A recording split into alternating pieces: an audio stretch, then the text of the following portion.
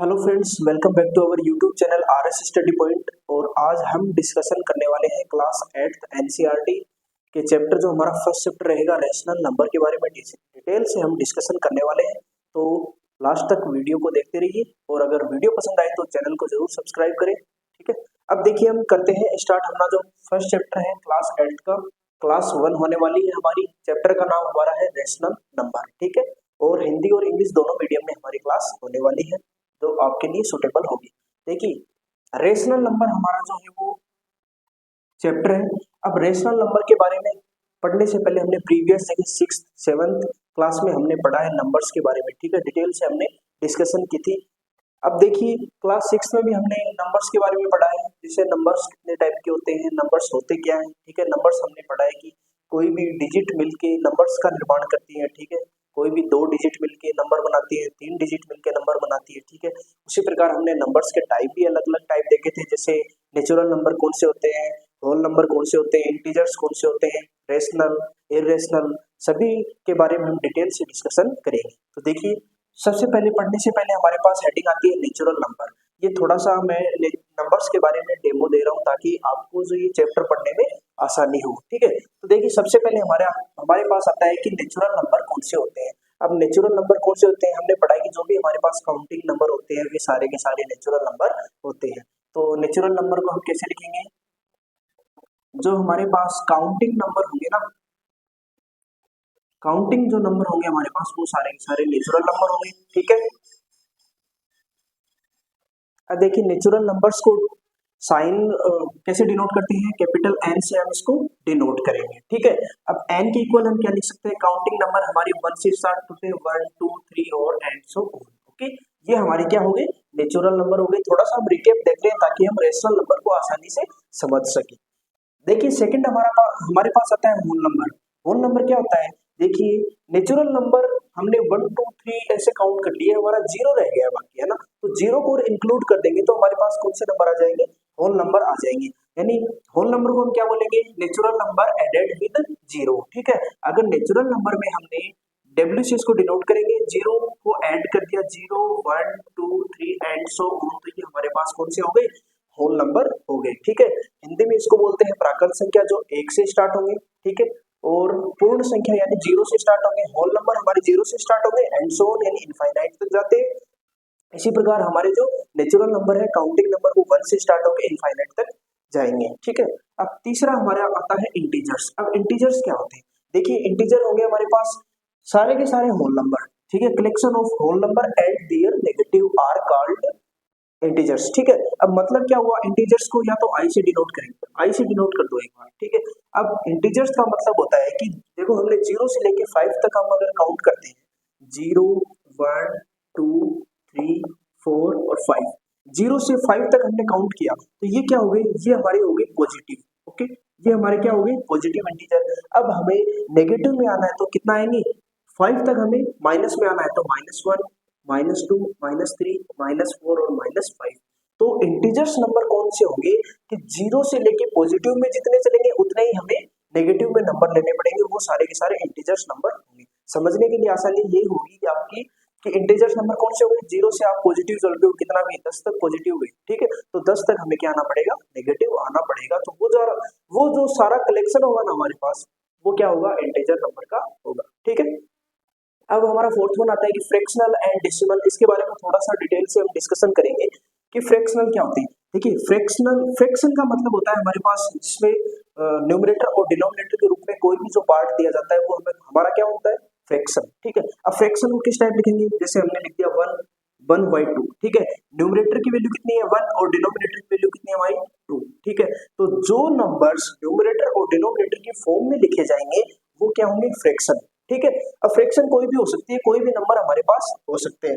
और डेसिमल क्या होंगी, अब इनको डिवाइड कर दें, जैसे 1 को 2 से डिवाइड करें तो हमारा कितना आएगा, 0.5 आएगा।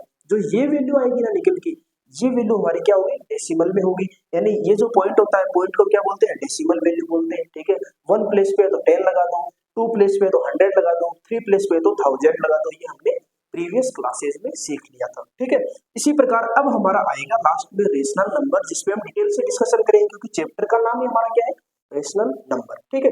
रेशनल नंबर कौन से होते हैं? अब ये जो सारे के सारे नंबर है ना, ये मान लो हमने एक थैले में भर लिए, ठीक है। कौन से नंबर?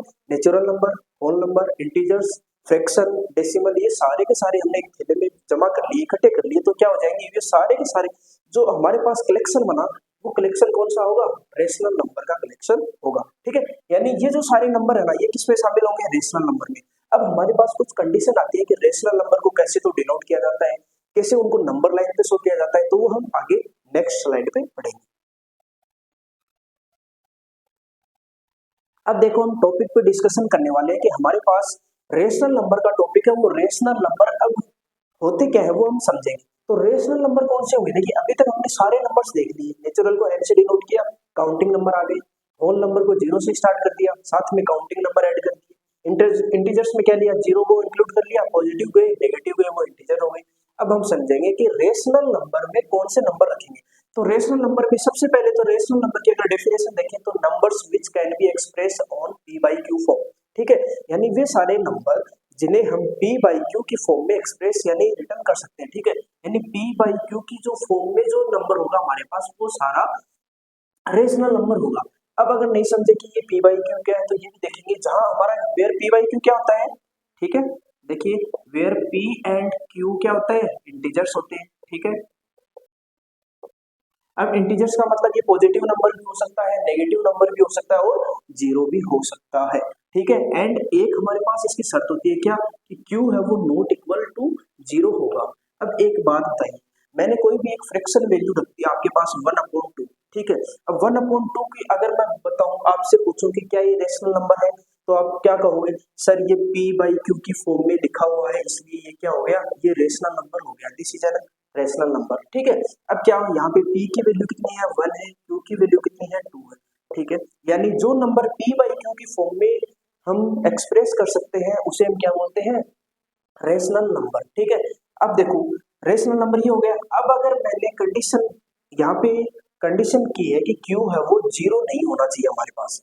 अब मान लो कोई क्वेश्चन है कि 1/0, अब कोई स्टूडेंट बोल दिया कि सर q की वैल्यू जीरो क्यों नहीं ले सकते, तो देखिए p की वैल्यू यहाँ पे हमारी कितनी है? p की वैल्यू हमारी 1 है, q की वैल्यू 0 है। अब बताओ 1 को अगर मैं डिवाइड करूंगा 0 से, तो हमारा क्या होगा? नॉन डिफाइंड आएगा, ठीक है, इनफाइनाइट आएगा। तो यहाँ पे ये नंबर क्या हो जाएगा? नॉन डिफाइंड हो जाएगा, ठीक है। ये नंबर क्या हो जाएगा? नॉन डिफाइंड हो जाएगा, यानी इनफाइनाइट आ जाएगा, हमारे कोई वैल्यू हमारी ऐसी नहीं आएगी। हमने प्रीवियस क्लास में नंबर लाइन पढ़ी थी, नंबर लाइन पे वे नंबर शो होंगे जो हमारे पास इस टाइम क्या है? पॉसिबल, जो पॉसिबिलिटी होती है वो नंबर सारे होंगे। अब नॉन डिफाइंड नंबर क्या हो गए? हम नंबर लाइन पे शो नहीं कर सकते, ठीक है। इसलिए क्यू की वैल्यू है हम जीरो नहीं पुट कर सकते। अब यहाँ पे मान लो अब किसी स्टूडेंट ने बोल दिया कि एग्जाम्पल दो, एग्जाम्पल देखो पी बाई क्यू की फॉर्म के, जैसे 1/2 हो गया, पी बाई क्यू फॉर्म में है तो ये रेशनल नंबर होगा। अब किसी ने बोल दिया सर क्या 2 है वो रेशनल नंबर है, ठीक है। 2 तो देखो नेचुरल नंबर भी है, इंटीजर भी है, ठीक है। अब देखो 2 के अपॉन में 1 लिख सकता हूँ, कोई भी नंबर होता है उसके अपॉन में 1 लिख सकते हैं, ठीक है, कोई फर्क नहीं पड़ेगा। तो अब ये क्या हो गया? ये हमारा पी बाई क्यू की फॉर्म में हो गया, तो ये ऑल्सो क्या हो जाएगा?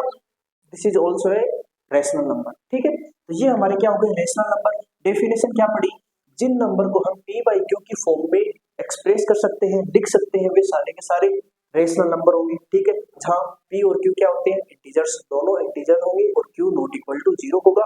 एग्जाम्पल हमने देख लिए 1/2, 1/3, 5/6, 7/5, ठीक है, एंड सो ऑन। ये हमारे एग्जाम्पल हो जाएंगे, बट ध्यान में रखना है q की वैल्यू जीरो नहीं करनी, क्योंकि अगर q की वैल्यू जीरो पुट कर दी तो ये क्या हो जाएगा?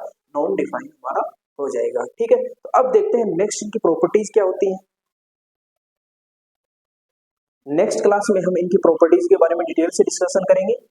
आज की क्लास में इतना ही, थैंक यू।